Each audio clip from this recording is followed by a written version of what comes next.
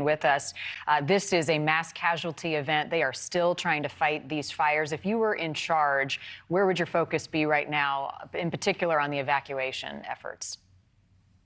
Well, to use all the technology we have, from drones to overhead satellite, to try and find pockets of people. That first response team in Hawaii is well experienced. National Guard has formed a joint task force to collaborate with the federal forces. Use all the technology available to find and save lives, and then to start moving in as much as you can by sea, capabilities that will provide food and water on a sustainable basis for those people who've lost their homes, because they're going to want to come back.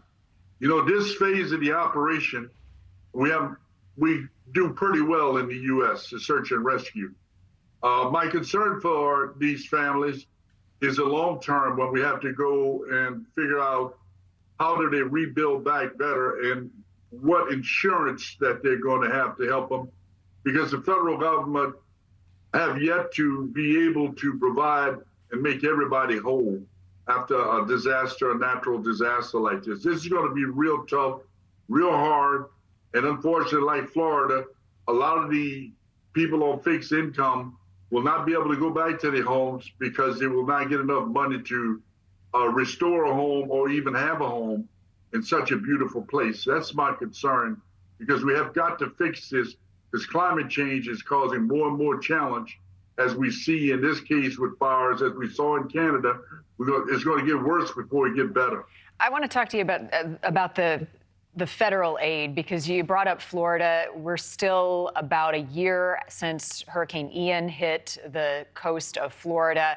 You were in New Orleans when Katrina hit and the recovery effort. The criticism is that the money doesn't trickle through quick enough, that a year later people are still living in tents on the beach.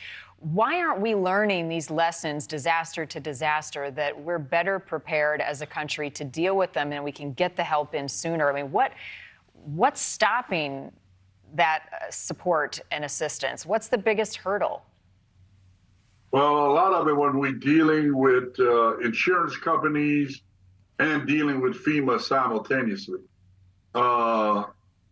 there's a perception that everybody will get a check from FEMA. That's not true. Depending on if you have insurance, you'll get life support up front. You'll get shelter, a place to stay, food and water. But when it comes to recovery, that's a different story. That's a very bureaucratic process, because you've got to sort it out with your insurance company. If you don't have insurance company, you will never be made back whole in terms of the property loss you incurred from a natural disaster. And that's dependent on Congress, the amount of money they appropriate.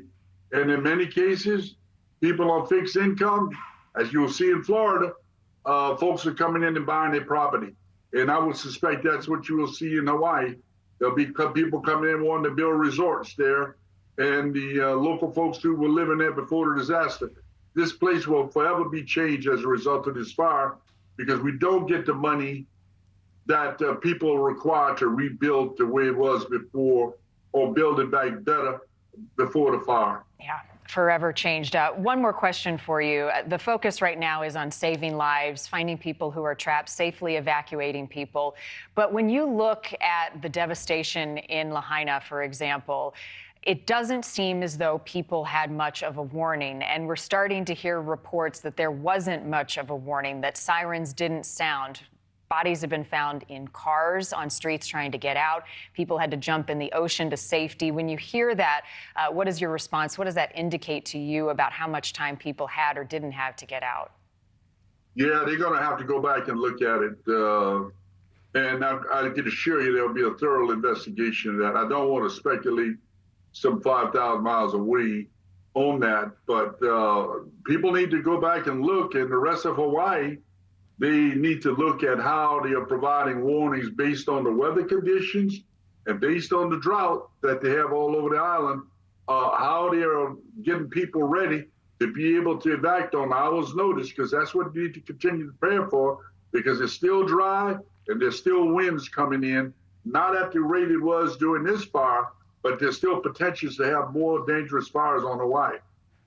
Well, we've seen it before, and recovery will take a long time. You know firsthand. Lieutenant General Russel Honore, as always, appreciate your perspective, and thanks for not speculating. I understand why you don't, and we're all in it to try to make this situation better than the last. Thank you. Good luck to the people of Hawaii.